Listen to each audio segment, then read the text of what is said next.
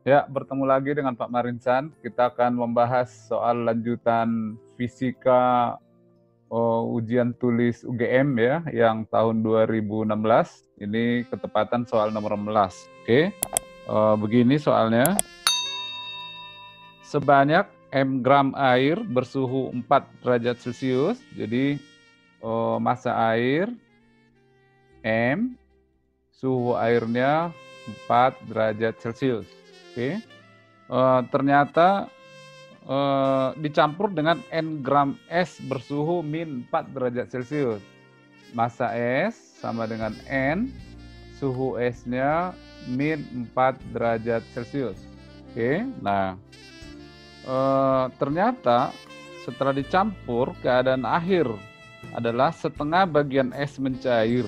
Oke, jadi di akhir massa es tinggal setengah dari N. Oke, pertanyaannya berapa perbandingan M dan N? Oke, ini adalah pakai rumus asas Black ya. Apa rumus asas Black? Adalah Q yang dilepas sama dengan Q yang diterima. Nah, kalau kita bikin pakai grafik seperti ini ya. Ini adalah air 4 derajat Celcius. Ini adalah es min 4 derajat Celcius. Nah, ini yang meleburnya setengahnya gitu ya. Sehingga kalor yang dilepas adalah massa air ya kali C air, delta T-nya adalah 4 min 0. Karena es hanya sebagian yang mencair, berarti dipastikan suhu akhir campuran adalah 0 ya. Ini yang dilepas, sedangkan yang diterima adalah massa es ya N. Oke, CS ya kali 0 min 4 ya. Suhu akhirnya 0 min 4 ditambah massa es yang mencair itu setengah N kali L. Oke, gitu ya rumusnya. Nah, sekarang kita masukkan angkanya. M, C air itu adalah 1, kalau kita pakai satuan kalor, kali 4, sama dengan ya N, kalor jenis es itu setengah, kalor per gram derajat Celcius, dikali 4 ditambah setengah kalor lebur dalam satuan kalor itu adalah 80. Di soal ini yang tidak diketahui berarti kalian harus hafal ya, 80. Oke, kita lanjutkan. 4M sama dengan 2N tambah 40 N, atau 4N sama dengan 4M sama dengan 42N. Oke, jadi perbandingan antara M dan N, maksudnya perbandingan massa air dengan massa es di awal sama dengan 42 per 4 atau 21 per 2. Oke, untuk soal ini memang tidak ada jawabannya, jadi memang inilah jawabannya. Oke, sekian soal nomor 1. Soal yang ke-1 yang di sini adalah nomor 7. Kita lanjutkan ke soal yang kedua. Dalam hal ini adalah soal nomor 8 tahun 2016. Soalnya seperti ini. Ini adalah teori kinetik gas ya. Gas A dan gas B tersusun atas molekul-molekul diatomik ya. Jadi gas A dan B adalah diatomik. Oke.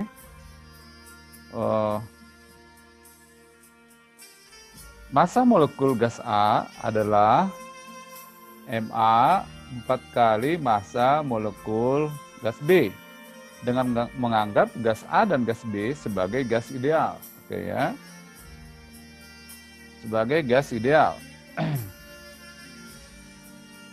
Rasio energi kinetik rata molekul gas A terhadap molekul gas B pada temperatur kamar berapa? Jadi yang ditanya energi kinetik perbandingan atau rasio energi kinetik rata-rata gas A terhadap energi kinetik rata-rata gas B berapa? Itu yang jadi pertanyaannya. Nah, sekarang ingat teori kinetik gas. Apa rumus energi kinetik gas? Energi kinetik gas adalah N untuk monoatomik 3/2 NKT. Ini monoatomik. Sedangkan untuk diatomik, energi kinetiknya sama dengan 5/2 NKT. Ini diatomik. Oke, paham ya? Nah, sekarang yang ditanya adalah energi kinetik rata-rata. Energi kinetik rata-rata, jelas dong, itu adalah energi yang dimiliki rata-rata dari semua partikel gas. Berarti energi kinetik total dibagi N. Jadi energi kinetik rata-rata itu adalah untuk diatomik 5/2 KT diatomik. Nah, sekarang apakah energi kinetik rata-rata gas diatomik dipengaruhi oleh massa? Tidak dipengaruhi, hanya dipengaruhi oleh suhu. Sehingga berapa perbandingan energi kinetik rata-rata gas A dengan energi kinetik rata-rata gas B adalah 5/2 KT per 5/2 KT sama dengan 1/1. Jadi jawabannya A ya. Ini soalnya praktis sekali. Oke, itu jawaban soal yang kedua. Kita lanjutkan ke soal berikut. Ya, kita lanjutkan lagi ke soal yang ketiga. Soalnya adalah sebuah pipa logam yang cukup tipis memiliki jari-jari A. Jadi ini pipa logam cukup tipis gitu ya, tipis sekali, memiliki jari-jari A. Oke. Pipa tersebut dialiri oleh arus listrik sebesar I, ya. Induksi magnetik di titik P yang terletak sejauh R dari sumbu pipa dengan R lebih besar dari A berapa? Jadi misalnya ini titik P ya, titik P sejauh R, berapa medan listrik di titik P ini? Jadi pertanyaannya berapa medan listrik di titik P? Oke. Arah medan listrik kita tahu pakai apa? Tangan kanan, lengkungan jarinya. Jadi di sini menembus kertas ke dalamnya arah medan listriknya. Ini B di titik P. Berapa B di titik P? Langsung saja nu 0 I per 2 pi A. Oke, jawabannya adalah B. Langsung saja ya, ini kamu semua hafal dengan rumus ini. Oke, kita lanjutkan ke soal yang berikutnya. Ya, kita lanjutkan lagi ke soal berikutnya yang keempat. Soalnya seperti ini adalah kapasitor. Kapasitor plat paralel dengan jarak kedua plat adalah D dan kapasitasnya adalah C. Jadi ini kapasitor ini ya. Oke, jaraknya adalah D dan kapasitasnya adalah C ya, kapasitasnya. Diisi muatan Q sehingga potensialnya adalah V. Ya, ini min Q, ini plus Q, potensialnya adalah V. Oke. Nah, muatan titik Q yang diletakkan di dalam kapasitor tersebut akan mengalami gaya dielektrik sebesar apa? Nah, kita tahu medan listrik adalah dari positif ke negatif ya. Jadi kalau di dalam ada muatan Q ini misalkan muatan Q-nya positif ya, positif, maka Q ini akan mengalami gaya ke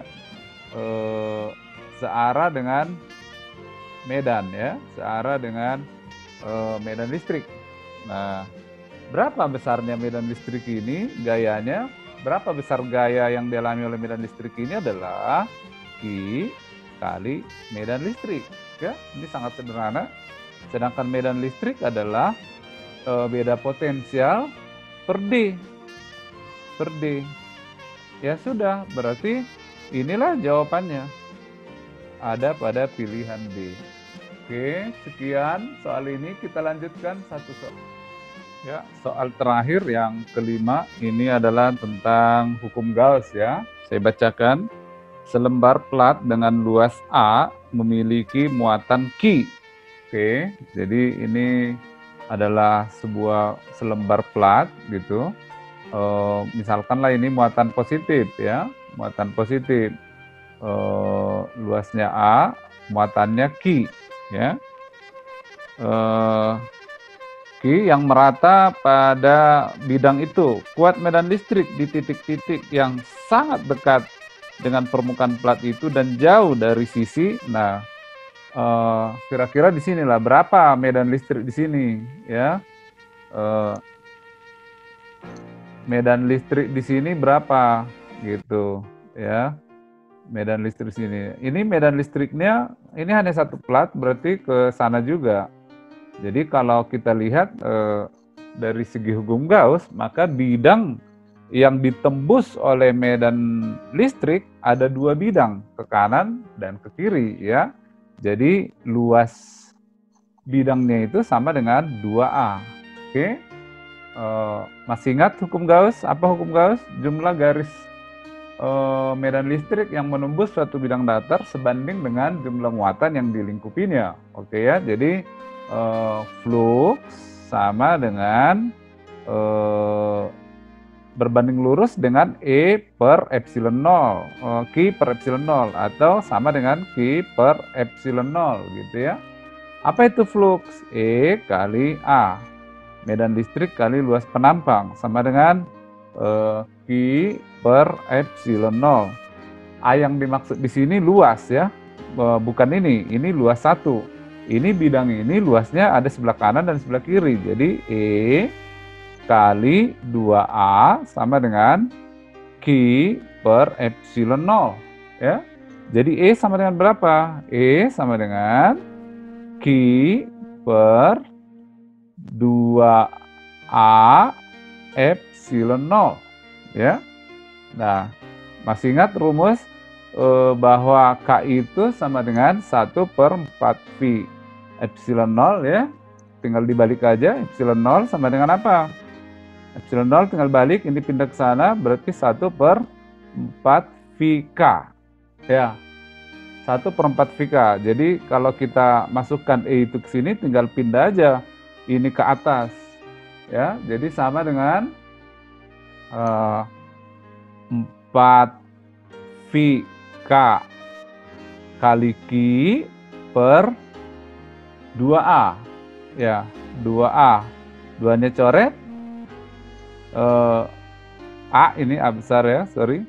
A, maka kuat medan listriknya sama dengan ya. Coret tinggal 2 ya, 2 V K Q per A. Oke, jadi jawabannya adalah A. Nah, mudah kan? Sekian latihan soal kita hari ini, sudah 5 soal, mudah-mudahan kalian bisa memahaminya. Terima kasih.